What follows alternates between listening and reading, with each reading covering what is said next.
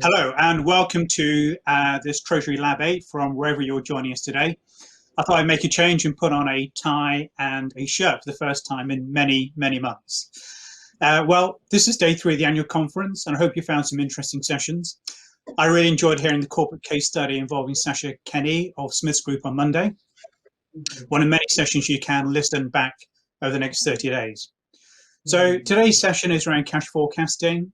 And I'm sure by now everyone must be sick and tired of reading about them, and more importantly, probably sick and tired of doing them. The ACT has contributed some thought leadership with articles from our Chief Exec, Caroline Stockman, myself, my colleagues. We've covered things like range forecasting and the use and setting liquidity risk appetites. Now, over the last 6 months, along with my colleagues at the ACT, we've heard from over 50 treasurers on how they've dealt with COVID-19. And the main focus of most of them has been cash forecasting and addressing the demands of the board and other stakeholders. What we're not going to do today is talk about how to prepare a cash forecast, because I think most of you would have figured out how to do this. What I'm hoping to hear is we're going to hear from a couple of treasurers about how they've delivered a cash forecast during the pandemic, and then along with a technology provider, some thoughts on the role that technology has and can play as an enabler. Many of you will now be in a period of reflection as budgets and priorities for 2021 start to develop, and I hope this session will give you some food for thought. Now, before we get going, a bit of housekeeping. So we want to make this as interactive as possible, so we have a Q&A. There's a toolbar at the bottom of your screen that has about, Q&A and polls. Feel free to submit any questions and we'll try and answer those as we go along. A reminder, they are anonymous, so please be as open and honest as you'd like. This session is being recorded, as many of the other ones are, and will be available for replay shortly after it finishes. And please continue getting engaged with the ACT. We've got active LinkedIn groups. You can follow us on Twitter at ACT Update, and you can tweet using the hashtag ACTAC20. Now, before we get going, I want to make some introductions. My name is Naresh Aggarwal, and after 30 years working in Treasury, and I provide policy and technical support here at the ACT. Joining us, we have Gary Slawther, the Interim Group Treasurer for Eddie Stobart Logistics. We have Slawther Group Treasurer for Chemring, and Nicolas Christiaen, CEO and co-founder for Cashforce.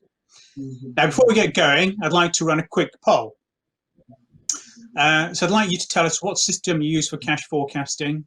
Hopefully the options are coming up. It's going to be Excel, it's going to be an ERP, TMS, consolidation software, or a specialist software solution. So please submit your responses. Whilst we're waiting for those responses to come through, Gary, can you just tell us a bit about yourself and the company you work for? Okay, I've been in Treasury, since 1995. I was originally a chartered accountant at Starford Grant Thornton in 1987, and I've probably been around the block a few times because I ended up specialising in restructurings and, should we say, special situations. I, back about 12 years ago, was at a restructuring company called TDG, which is a logistics company, which had been acquired by a private equity outfit, DBay Capital. DBay, they've reacquired Eddie Stobart at the end of last year after Eddie Stobart had some, should we say, financial challenges. And DBay put £55 million into the business, and I got a phone call from them saying, look, Gary, we've got one for you. It's having a few challenges, one of them being on the cash flows. And so I came in here on the 9th of December, and we've been in restructuring mode ever since. So it's interesting to mix a restructuring with COVID, just to make things a bit more exciting and interesting for the business. So it's been a fairly interesting time because we're one of the largest, if not the largest, provider of logistics to the UK supermarkets. You might have seen our vehicles. Actually, I'm at GWSA, Green White Star Acquisitions, which is the holding company, and we have other subsidiaries in the group. So iForce, who handle e-fulfillment. So we do a lot of work for all that work is for online. and you can imagine they're very busy at the moment. We've got the pallet network, which does cross-docking and redistribution for palletized transportation. And again, that business is very, very busy at the moment. The logistics sector is an interesting sector to be in at the moment because we feel right at the heart of everything. The one thing I can assure everyone about is that being in logistics, we can see right up and down the supply chain. I can see right from the ports and the warehouses all the way through the stores. There is no shortage of anything, so don't panic.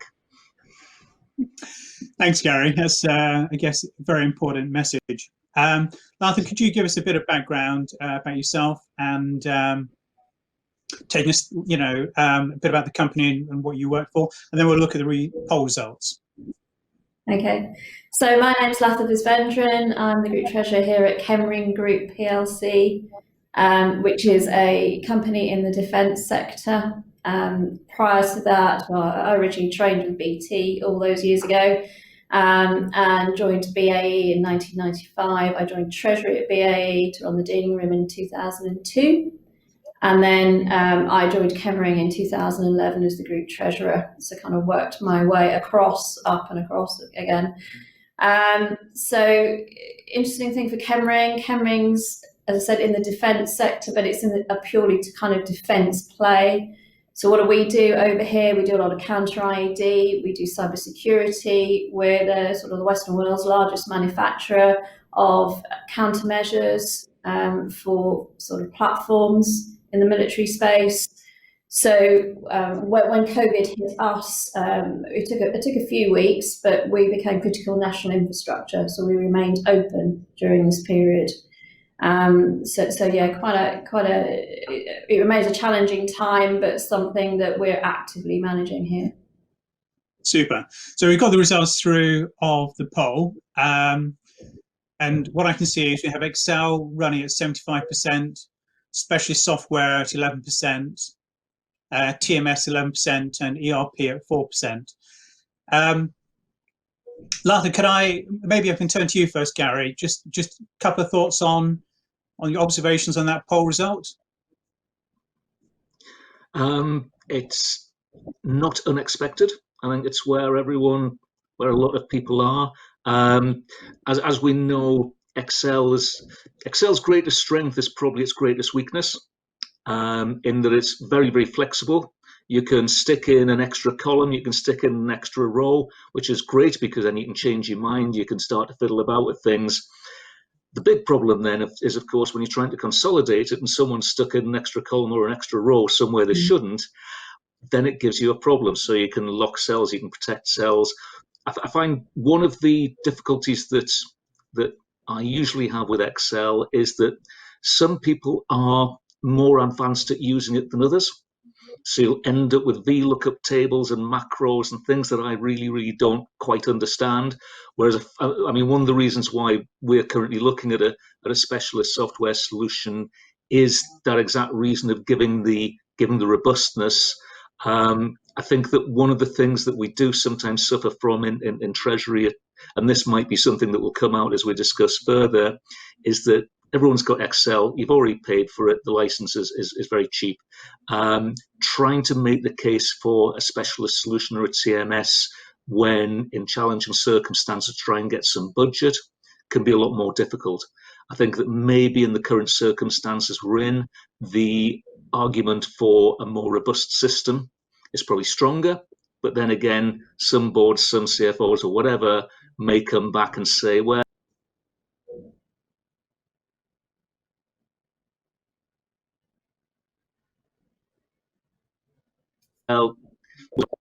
sorry, am I back in the... Sorry, I think I froze for a minute there. Yeah, it might be a little bit more difficult to get the budget because people say, well, we'll be back in normal world soon, so we don't need the specialist solution. But I think some companies will certainly take the view, this has got legs, this is going to run, and it's probably a good time. So it might be that we're going to see quite a sea change because, and I think Lato will have something to say on this as well, that it can sometimes be a challenge to get our colleagues to do these things, and actually it might be a little bit simpler and feel a little bit more corporate if people are evolving to specialist solutions. So you took my job away there. It's a good segue into Slawther. Can you take us back to the start of the pandemic, describe your cash forecasting, how it operated, and how it operates now, and also sort of reflect on some of the poll results as well? Thank you. Yeah, so we, prior to going into the pandemic, obviously did a presentation with the ACT in February. We've been running cash forecasting here effectively since I got here. I implemented a process, we run it weekly. Up until probably about 4 years ago, we ran it on Excel, and we found we had consolidation risk, because as we talked about extra columns or different formulae, etc., it causes real concern. So we moved it over to our standard accounting consolidating tool, which is Cognos over here. What that means is that everybody who actually inputs to it already has the license for Cognos doing their management accounts. We didn't have to do anything new. It didn't cost us any more money.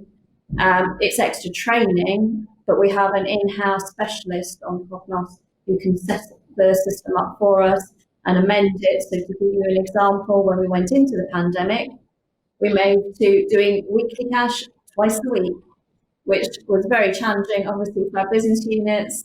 But it was necessary given the situation, because we didn't know at that point whether we'd get closed. In reality, we stayed open, but we didn't know it at the time. So it was quite a challenging time. We went into sort of lockdown 8 weeks before our half year as well. So, you know, doing that in an actual full event situation, that's quite tricky. So having done that, then that's what we're doing. So, sorry, no, I was going to say there must have been some resistance from the business to go into every 2 week, twice a week cash forecasting. It was challenging. It was well bought into by the chief exec, the MDs, the management teams, the senior leadership team, which is how we did it. But we did say, it had to be a material change. We did it, if you did consolidate it Monday night, by Wednesday it had to be a material change for us to want to change the forecast. Obviously, you're actualising. But it does make it, it frustrates them. We only did that for a period of time. We stopped doing that when we got to June. And we haven't done that. We're back to weekly. This week, we're starting again, doing it twice a week, because it's our year end at the end of October. So we just need to kind of manage it and bring it back, and then, we're flexible, put it that way, in how we manage that process. And I know one of the things you talked about is some of the controls you've implemented around some of the AP runs. Could you tell us why you've done that, how it's helped your cash forecasting? Yeah, so we have done it in the past as well, when the company has gone through an interesting time over the last sort of 8 years or so, which I've been involved in restructuring and improving the balance sheet on. But effectively, when we get to certain situations, and the COVID situation is one of those, I then take control of the accounts payable. So effectively, nobody can pay out money above a certain level unless I say so. So they come into me every week, and this is what we're going to pay. Obviously, we run, everything it's the trade creditor side more than anything. Obviously, everything else gets paid, but I effectively see everything being paid in the company. It's quite critical so that we've got that view, so that a central view that we can see and control what's going on. It also allows us to then make decisions on the back of that with some knowledge. So. Okay, that's really that's great. And Gary, maybe you can sort of share a bit about how you've coped during the pandemic. I know you shared with us a very big spreadsheet that you got in earlier. Yes, I mean we had a model in place already last year. As I say, in a distressed situation, cash flow forecasting comes to the fore.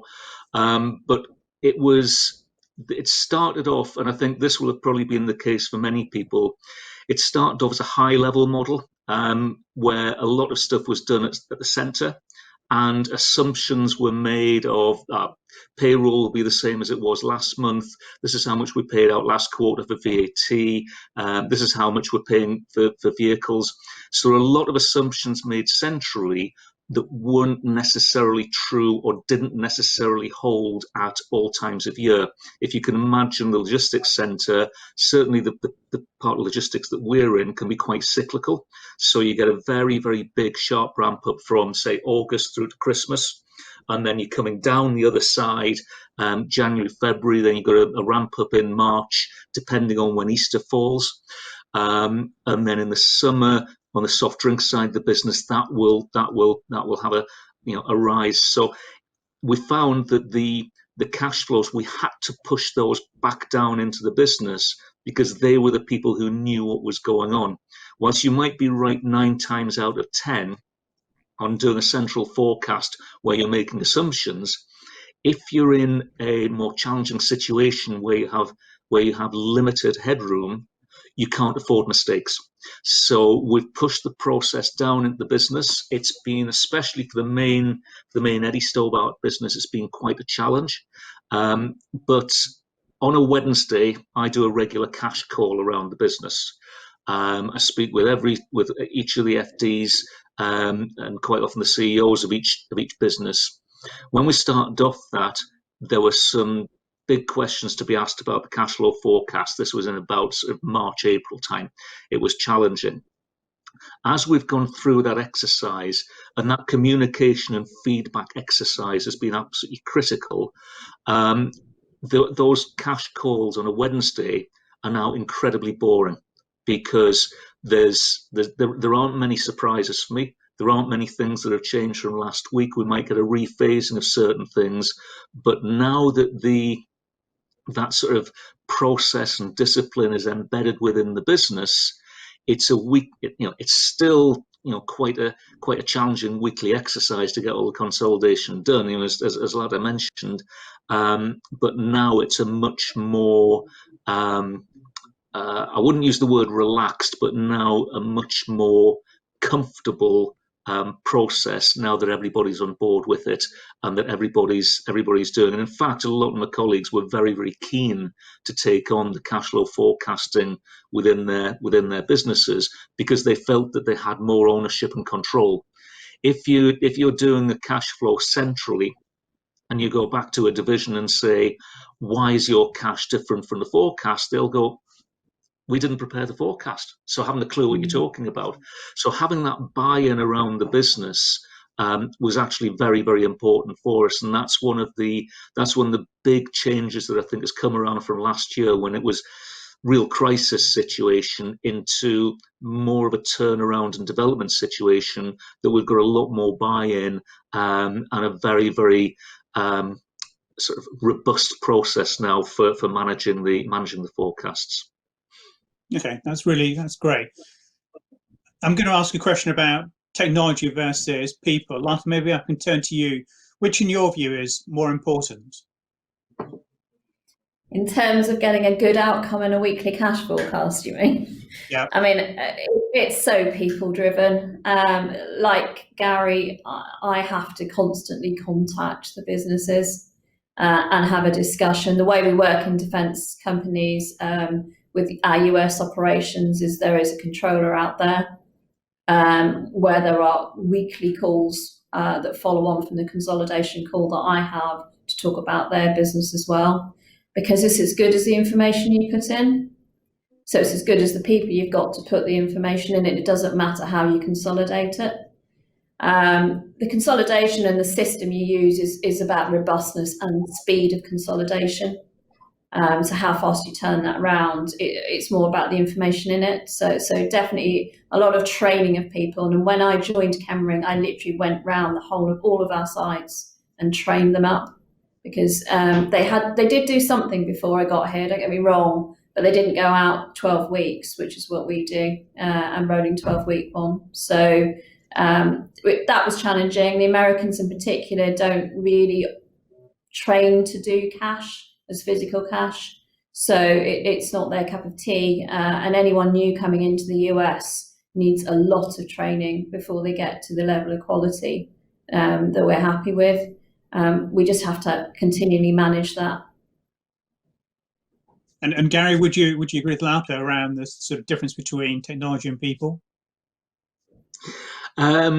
Yes, I mean, it is for us a big exercise in the consolidation, but that's exactly right, because people know things, and if you have the right person doing the forecast, they will know what's going on in the business.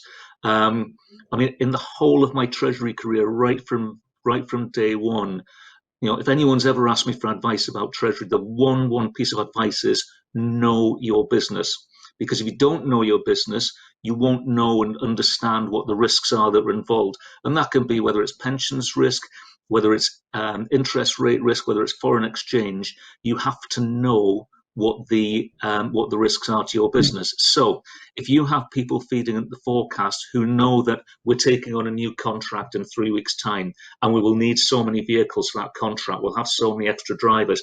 If they have that commercial business knowledge and understanding, they can ensure that you have a liquidity forecast that has some validity to it.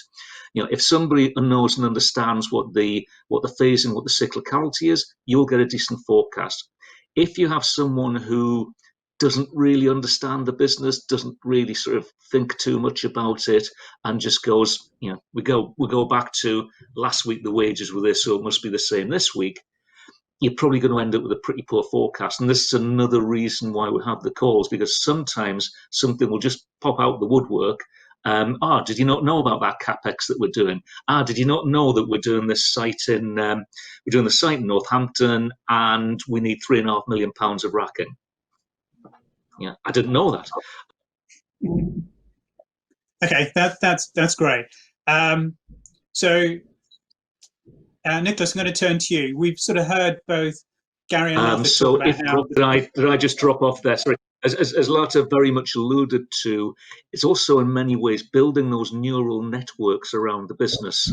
The treasurer cannot, certainly for cash flow forecasting like this, as Slawther said, she went right around the business. You cannot sit in an ivory tower. It's as much about the people outside treasury feeding the information in as the people inside treasury communicating outside, asking the right questions, telling people what you really need, what you're trying to achieve, why you're trying to achieve it. And if you communicate around the business, you will find that the forecasting becomes much more effective. You find that people will want to communicate with you and you get buy-in. If you just sit there and send out an email ordering people to do this, this and this, quite often it ain't going to work. So we've heard Gary and Slawther, both of you very much focused around the people, not really talk very much around the technology. Nicolas, I know you spend a lot of your time in this sort of technology space. Could you give us an idea of a very brief introduction around what Cashforce does, but also a bit about how the pandemic's affected your business, how clients, what sort of things they've been asking for, things that have surprised you as well? Absolutely. And maybe just indeed to start with, so my name is Nicolas Christiaen. I'm the CEO and the co-founder of Cashforce. And Cashforce is a cash flow forecasting and working capital analytics tool. So it's a software platform allowing treasurers to basically make a forecast, to get support on making that forecast, to get connected with different data sources, to apply certain logic that would end finally into a cash forecast, a consolidated cash forecast that then can be analyzed and can be used further in the business to make decisions. And I think when I make this introduction, I basically touch upon two key factors that I think every technology in this particular space on cash forecasting should bring or is bringing, and that's one, supporting and automating, facilitating the process, and secondly, providing insight. And certainly on that insight element, a lot of questions have been asked during the pandemic. So related to those two, I would say, reasons why I think technology does play an important factor. What has changed since the start of the pandemic?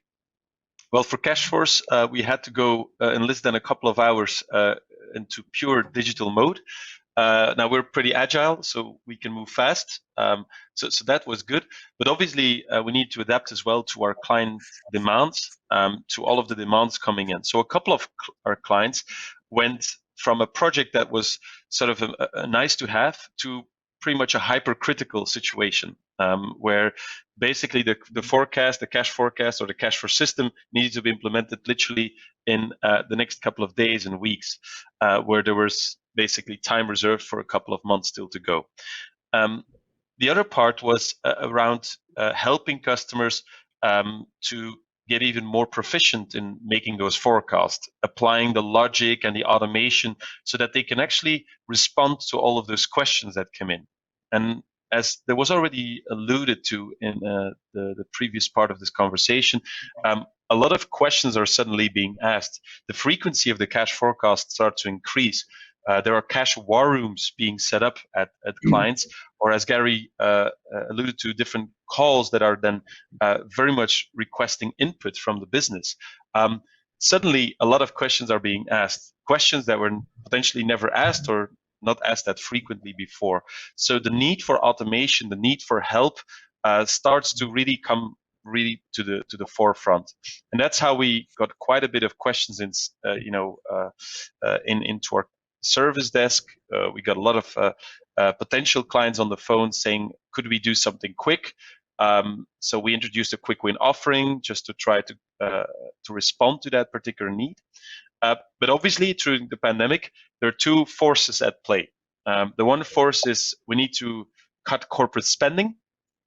And on the other hand, the need for digitization suddenly as well, becomes very apparent. And digitization could be very simple, just signing electronically papers and contracts, because you cannot be physically in the same room or you cannot go to the office. But obviously, digitization is a lot more than that. It goes to making sure that literally everything runs digitally, including the whole cash forecasting process, automating that process.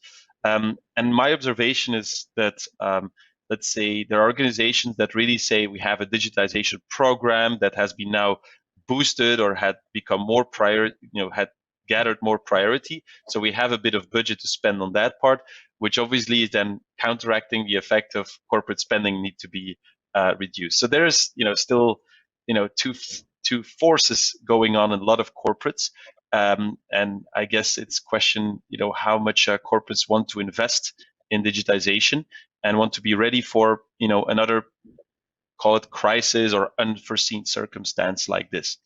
And maybe as a last point to what has changed in terms of the areas of interest.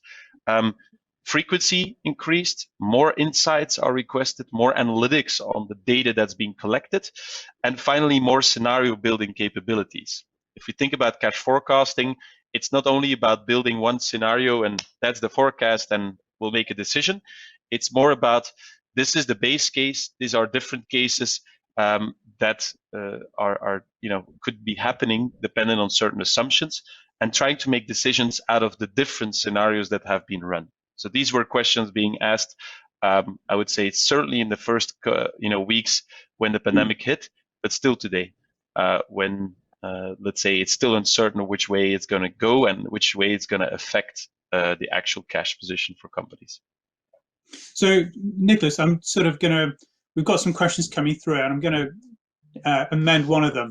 For those people who are still using Excel spreadsheets and are looking at solutions like yours, what's the sort of time frame between starting and finish and having a working model that people can do all the sort of things you've been talking about? Yeah, and I think it's to give you the fair answer. When we started ourselves with our cash forecasting product, obviously you're trying to think of complex cases where a lot of ERP connectivity, TMS connectivity needs to be established. And then obviously when IT comes into play, there are several weeks and months involved in setting things up. Now, what we've also realized during the pandemic is that it doesn't necessarily need to be that complex from the onset. Hence, we launched that quick win offer. Hence, we actually helped a couple of prospects and clients actually to get something up and running just a couple of weeks. So I would say building out something useful to use in less than 30 days should be possible, but obviously you need to fine tune after that. That would be my short answer, and I think as well my final answer. So it made us realize that thinking of something quick in the door, lowering the barrier for entry, is absolutely crucial these days, because we need to be really swift on our feet. We cannot wait until all connectivity with ERPs and TMSs are set up. And Gary, you've come in the last 12 months, part of it looking at redoing a cash forecasting system or process. How long do you think it's taken you to get something where you're relatively comfortable with the data integrity, the process, the sort of, the behaviors? I would probably say about 6 to 7 months. And that's also been driven by, because there are many of us here who are interims, and I've brought in a fellow interim to really focus on this, who is an exceptional performer. And it's only through having him here that I've been able to achieve that as well. So again, we come back to the people. Although he's a big advocate of technology and saying, look, we could and should automate this. I mean, just to come to one of Nicolas's points on cost, with all the interims we have in, and even taking up the time of staff, I costed out how much our cash flow forecasting costs us per year to prepare, using Excel and a lot of people's time, and it's roughly £300,000 a year to be preparing that weekly forecast. So there is quite a bit of cost involved. Now, you could say, what's the risk to the business if we get the forecasting wrong and we end up going bump? Well, then you're saying £300,000 a year is probably a small cost. But if we can chop that in half by taking the element out that's caused by using sort of less automated systems. If we can take £150,000 out, and let's say something automated on a cloud-based system costs us, say, £3,000 a month, you can see immediately that you can not only make it more robust, you can generate a cost saving. So I think that it's something that we really want to do. One of the difficulties at the moment is that everything's moving, it's all hands to the pump. And you kind of, if you want to implement something at the moment, it's a little bit like changing the tyre while the car's still moving. And I think that's one of the challenges that people have. We don't at the moment, certainly for us, have the time or resource to be implementing now. I'm hoping that when it comes to next January, February, when things are a lot calmer, as I anticipate them being for us, that would be the best time to do any form of implementation. And Slawther, how does that resonate with your own experiences around getting something that's up and running and useful? And also be keen to hear your thoughts on, Gary's talked about £300,000 of effort going into cash forecasting. You're doing it twice a week. It must be probably even more expensive for you folks. Yeah, and I think it's to do with the risk weighted on that one, because the risk of us not coming in on forecast is a far bigger risk than the mitigating cost on the risk register, if you look at it that way. I mean, it certainly took me a good year to get this process in place when I joined in 2011. As I said, the Americans just didn't understand cash. They look at profit, sales, revenue. Cash doesn't even come into their equation. It took a long time to put it in place. Were we extremely glad we had it going into the pandemic? Absolutely, because it was a tool that was already there, fully mandated, it's in our operational framework, it's in our policies, and is fully backed up by, as I said, the senior management team. I've said this I say it to my banks, and I certainly say it to anyone who I speak to. I don't actually understand how you can run the company without it. And I have said this on various ACT calls, because, okay, we're accountants and we're running it and we're accounting for everything, revenue, profit, cash, whatever, but it's the physical cash. And without that physical cash, that's when you get into trouble. And it's easy to overcommit yourself in terms of investments you need to do for future orders or whatever. But if you overcommit yourself, you can't run the current business. So it's the balancing weight across all the businesses that we're managing as well. So we're, on a portfolio basis, we're hoping that if we've got businesses that are in trouble, we've got other businesses that are doing well. So you've got that portfolio effect and you manage it accordingly. So I would generally say the cost of putting it in far less than the benefits you get out of it. But you do need to think about the technology you're using for consolidation, because you can't risk it being wrong. And the problem with Excel on its own is you've got a big risk that your forecasters may not be right. And that's even more important, if you see what I mean. Yeah. And I guess you talked about some of your banks. It must give them a lot of confidence, knowing that the board have put a lot of time and effort into this, and that you're, as an organization, devoting a lot of resources into producing a cash forecast. Yeah, because in our annual results, if you go onto our website, we actually produce a chart of our weekly net debt that goes into our annual results. Right. We were told that, I think it was, I don't know if it was half year or full year last year, that having that level of control over our cash was putting 5p on the share price just on its own, particularly in the COVID situation, which our brokers came out with. So if it's shareholder enhancing, I don't see why you wouldn't invest in it, and I do really believe it is. And certainly feedback from shareholders and the banks. So the banks are just, we know where you know where you are, so they're comfortable with that. I think from a shareholder perspective, particularly in a COVID situation, it had an even greater benefit, if you like. Okay, that's brilliant. We've got about sort of 10 minutes, and you share some really interesting thoughts about where you've got to. I said right at the very beginning, people are starting to think about, reflect on COVID, but also think about their plans for 2021. Can I just ask you to sort of share some of your thoughts around that? Maybe start, Nicolas, what's your view around what you need to be developing, what you're hearing? I've heard lots of stuff around AI and ML. I don't hear that at the moment, but it'd be good to get your thoughts on next year. Yeah, so as I shared earlier, I think this year was quite instrumental for a lot of companies trying to build more resilient cash, and working capital results. But also for us, it basically made sure that we learned a lot about how this space is moving and how technology can further help with it. So, being very concrete, the need for real-time and very data-driven cash management, it will only rise. And data-driven means as well focus on data quality, focus on getting the right people really working on improving that data. The other point is trying to understand how algorithms actually could help to automate the process.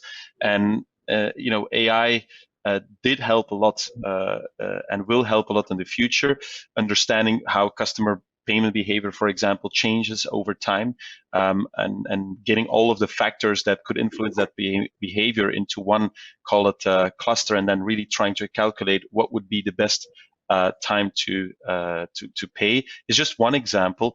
But there are different AI algorithms that we are also ingesting in our software, historical trend analysis as well, to understand really how we can help and further facilitate the forecasting process.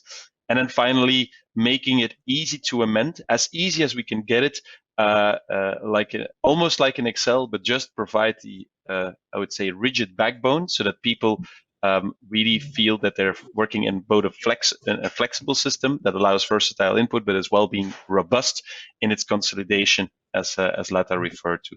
So these elements, what we have done as Cashforce is we combined them actually since the beginning of the year, since the crisis, in a new Cashforce Next Gen offering. So that's for us at least, a big thing in next year, launching our Cashforce Next Gen product with completely new technology, completely new way of looking at cash forecasting. And I think it's going to support exactly those particular changes that we see in the environment around us. So those would be sort of my final comments on a lot of exciting thing 2021 for Cashforce, but absolutely for the world around us with all those changes. And Slawther, what's your plans for next year? So the main thing for us, I did allude to it, that we've had a number of new people into in particular US businesses. So there's an element of training and development that we need to put back into that organisation to get it robust. The willingness is there; it's the understanding. If you see what I mean, a lot of the US financial colleagues aren't necessarily accounting trained, as a lot of people might be aware.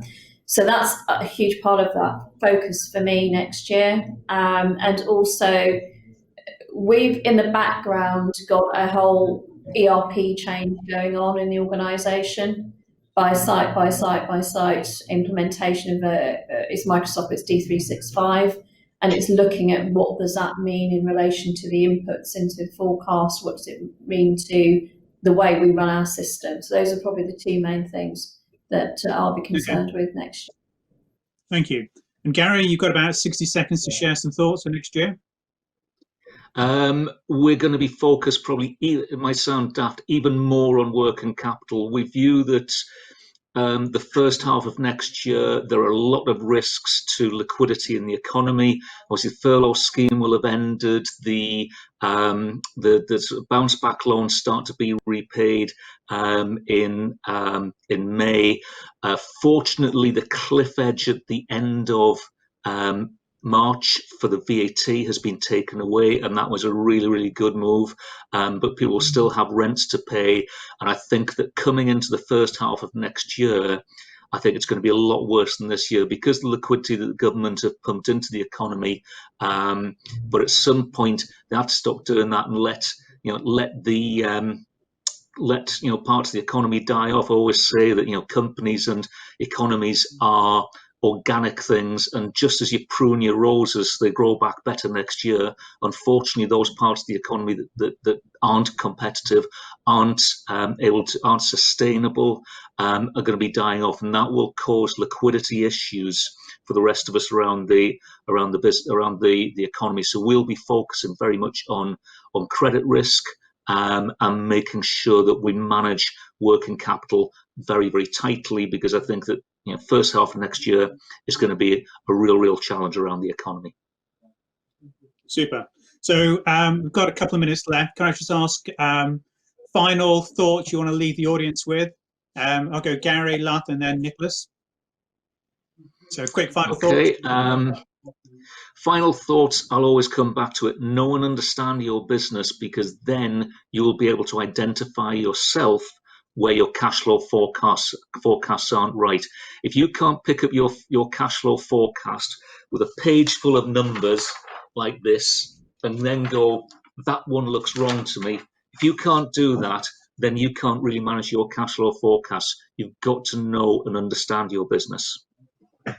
Okay. Slawther?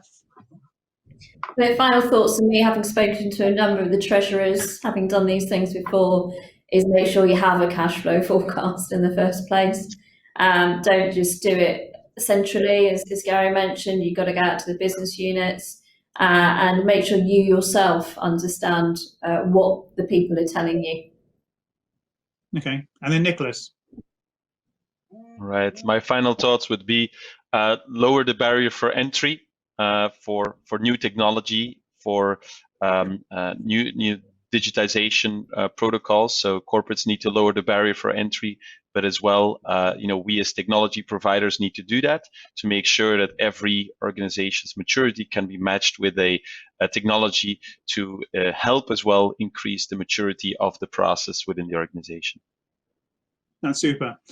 Well, thank you very much, all of you. One of the things that we discussed in sort of preparation for this is there's a lot of insight in this group around cash forecasting, and I guess what I heard from one of the people here today, was if anyone in the audience has got any questions, then do reach out to the ACT, to Gary, to Lars, to Nicolas. There's a lot of insight and experience. Don't feel you're on your own. These things will continue to evolve and adapt. As Gary said, they are organic businesses and organic cash forecasts. I'm sorry we didn't get a chance to answer all the questions today, but you can continue in the networking lounge. Remind you can watch the session again on demand. Please check our virtual exhibition hall. Do complete the survey. And thank you again, Gary, Lars, and Nicolas, and to Cashforce for sponsoring this session. Thank you. Thank you. Thanks.